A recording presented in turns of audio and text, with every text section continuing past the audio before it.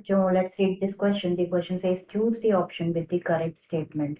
तो statement given है यहाँ पे फर्स्ट कि आरडीएनए जो है it can be directly injected into the nucleus of an animal cell through micro injection. B में गिवन है upstream processing is one of the step of rDNA technology. C में given है armed pathogen vectors are also used in transfer of rDNA into host. And D में given है कि जो transgenic models होते हैं उनको यूज किया जाता है for studying new treatment for human diseases. तो इसमें से देखना लाइक हमको ऑब्जर्व करना है कि यहाँ पे बेसिकली कितने स्टेटमेंट जो है करेक्ट है. तो फर्स्ट में ऑप्शन गिवन है A and B only, second में गिवन है A B and D, third में गिवन है B and D only and fourth में गिवन है ओनली सी. तो सबसे पहले अगर हम बात करें इस क्वेश्चन में की कॉन्सेप्ट की, तो जो की कॉन्सेप्ट इस क्वेश्चन में यूज किया गया है दैट इज की concept is recombinant DNA technology. Recombinant DNA technology.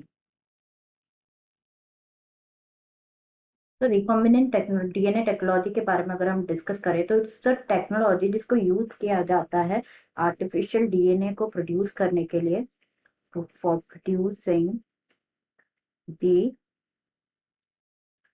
Artificial DNA through the combination of like different genetic materials from different sources, उसको कंबाइन करने से जो है प्रोड्यूस करते हैं आर्टिफिशियल डीएनए. उसी टेक्निक को बोला जाता है क्या, recombinant DNA technology. From different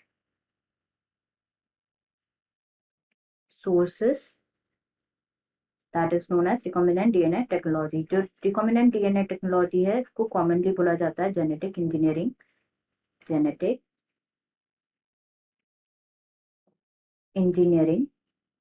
Now, जो recombinant DNA technology है, it is emerged with the discovery of restriction enzyme in the year 1968. में जो restriction enzyme का जो discovery हुई, उसके बाद जो recombinant DNA technology it gets emerged. Now, हम जो है इसके रिगार्डिंग जो statements given है one by one सारे ही discuss कर लेते हैं. First given है कि जो recombinant DNA technology है can be directly. First statement given है आरडीएनए दैट इज रिकॉम्बिनेंट. जो रिकॉम्बिनेंट डीएनए है can be directly injected into the nucleus of an animal cell through micro injection. ये जो recombinant DNA technology है उसमें directly inject किया जाता है न्यूक्लियस, किसी भी एनिमल सेल का जो न्यूक्लियस है उसको डायरेक्टली इंजेक्ट किया जाता है through the micro injection. Yes, this statement is true. Micro injection के थ्रू जो रिकॉम्बिनेंट डीएनए होता है, जो आरडीएनए होता है, उसको क्या किया जाता है, डायरेक्टली इंसर्ट किया जाता है into the nucleus of the cell.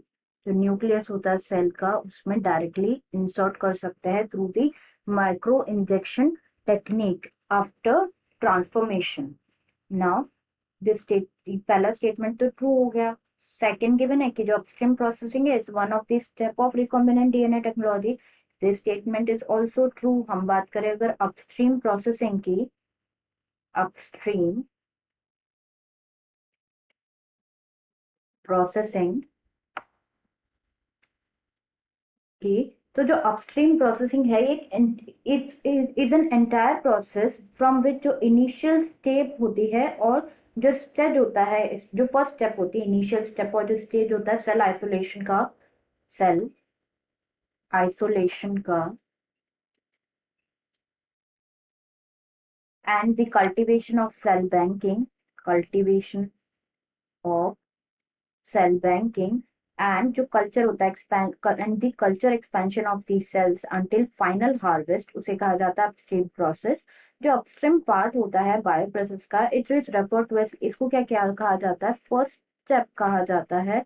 और प्रोसेस जिसमें क्या होता है माइक्रोब्स और सेल्स ग्रो किए जाते हैं, माइक्रोब्स एंड सेल्स जो है ग्रो किए जाते हैं. एज एन एग्जाम्पल जैसे कि बैक्टीरियल और मेमेलियन सेल्स जो होते हैं उनको लाइन किया जाता है इन दी बायोरिएक्टर. इन जनरल जो अपस्ट्रीम प्रोसेसिंग है वो इन्वॉल्व करती है सारे ही स्टेप्स जो कि रिलेटेड होते हैं to the inoculum development, inoculum development, media development और improvement of inoculum by inoculum by genetic engineering. तो यस, ये क्या होता है, एक process like it is one of the step,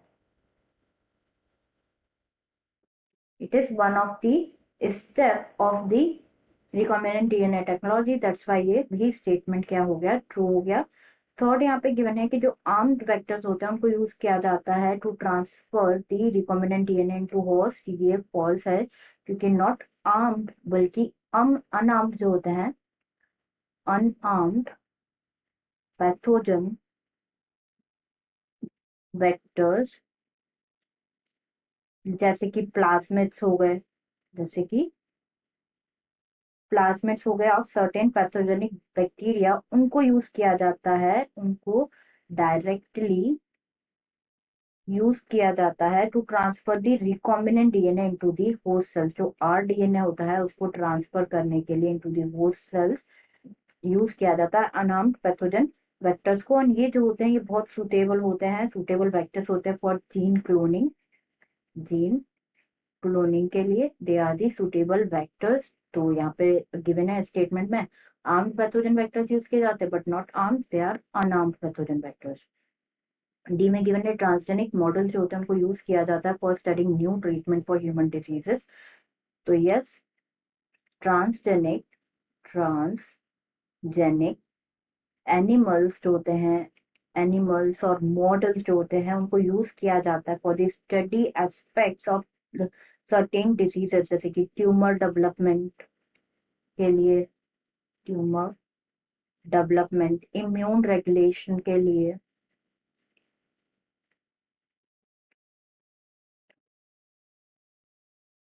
immune regulation के लिए, कार्डियोवेस्कुलर डेवलपमेंट के लिए, कार्डियोवेस्कुलर डेवलपमेंट के लिए एंड आर्थरोस्क्लेरोसिस के लिए, आर्थरोस्क्लेरोसिस।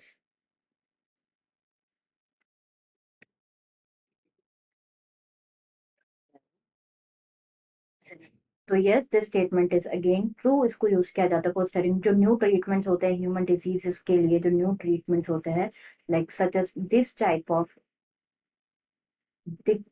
इश्यूज, इनके लिए जो है यूज किया जाता है कि नए ट्रीटमेंट फाइंड कर सके। Also true. तो यहाँ पे A B and D correct है, तो करेक्ट आंसर हमारा हो जाएगा second, that is A B and D are true. Answer is second, A B and D. I hope you understood it well. Best of luck.